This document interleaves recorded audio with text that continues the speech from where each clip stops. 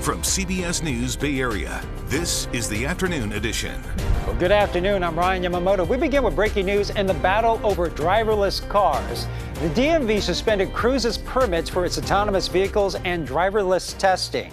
Cruise said in a statement it appears that this is connected to a deadly crash in San Francisco earlier this month. In that case, police say a different car with a human driver hit a pedestrian who then got trapped underneath a Cruise car.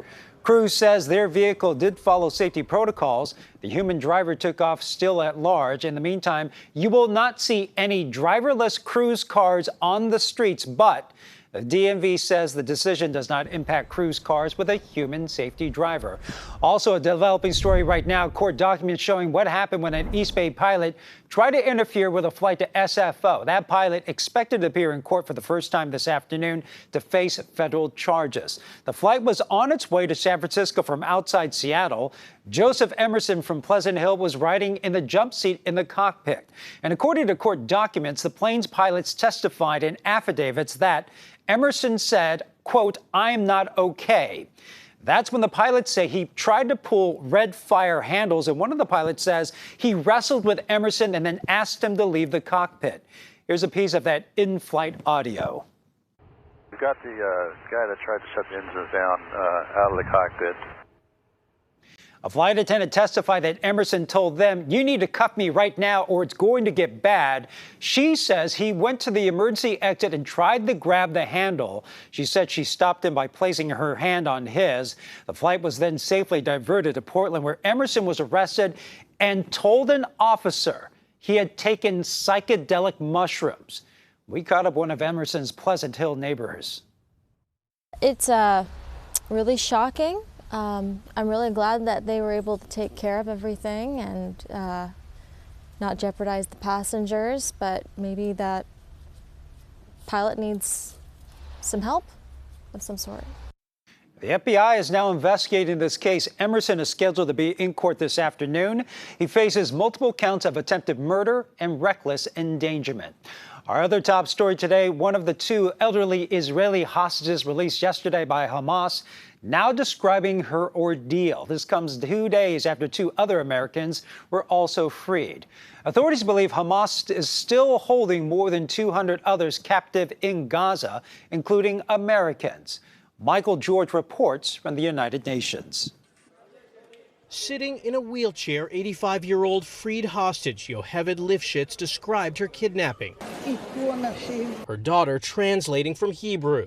My mom is saying that she was taken on the back of a motorbike and that while she was being taken, she was hit by sticks. Hamas handed over Lifshitz and 79-year-old Nurit Cooper to the Red Cross last night. Lifshitz says she was treated well, but separated from her husband early on. He's still believed to be held by Hamas, among about 220 remaining hostages. We do not know, from my mom's story, what happened to my dad. We do know that he was injured. Israel has stepped up airstrikes in Gaza ahead of a widely anticipated ground assault. Israel's military says it hit more than 400 Hamas targets overnight. Gaza, though, is very densely populated, and many of the dead and wounded appear to be civilians, including children. U.S. Secretary of State Antony Blinken is attending a UN security meeting on the Middle East, as United Nations agencies call for much more humanitarian aid to be allowed into Gaza. Food, water, medicine, and other essential humanitarian assistance must be able to flow into Gaza and to the people who need them. UN organizations describe the situation in Gaza, home to 2 million people, as dire.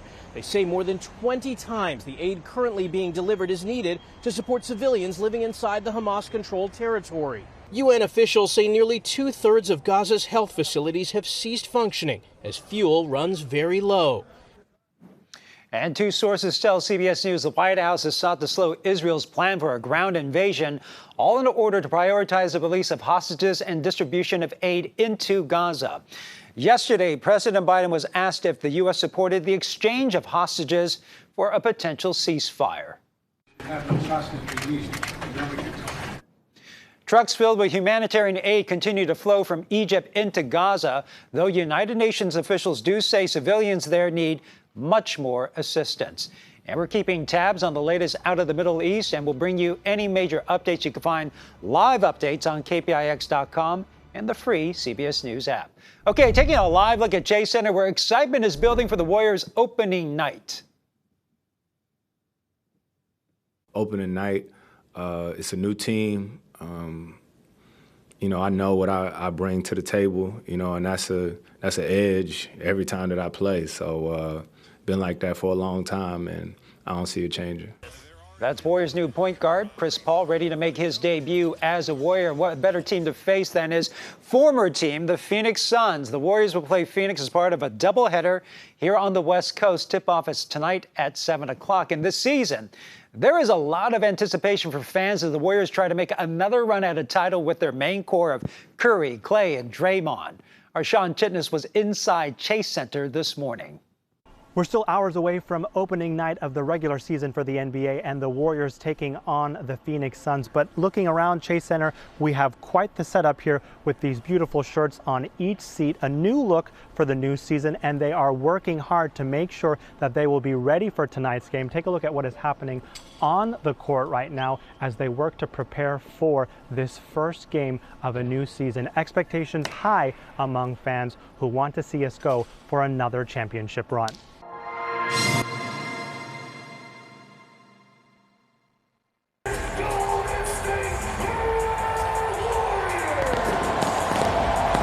The energy inside Chase Center makes it the proud home of the Warriors all season long. Fans are eager to recreate that enthusiasm and cheer the team on again tonight. Super excited. Yeah. Sad that we didn't go 5-0 during the preseason, but it's going to be great. Some were at the Warriors shop early on Monday to get their gear ahead of the matchup with the Phoenix Suns, making sure the whole family was fitted for the first game of the regular season. For the little one, Klay Thompson jersey. Yeah, you excited for that? And they weren't the only ones shopping for jerseys and spending part of their day at Thrive City.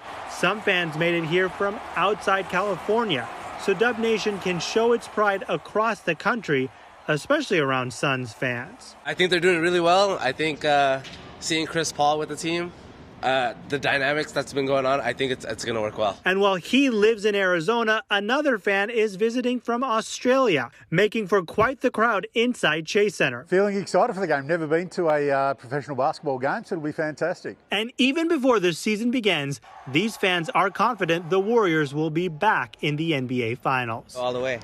We're going to go all the way. And a clear reminder inside Chase Center for why those expectations are so high. The regular season and playoffs, not enough when you have that kind of dynasty there for this team. There are tickets still available for opening night, and these shirts representing this new slogan, Make 'em Look, and that nice navy blue color, probably only available today. So one more reason to try and see if you can be here inside Chase Center tonight. And if you go into tonight's game, you may want to plan ahead. Our Gianna Franco has a preview on what you can expect on the roads.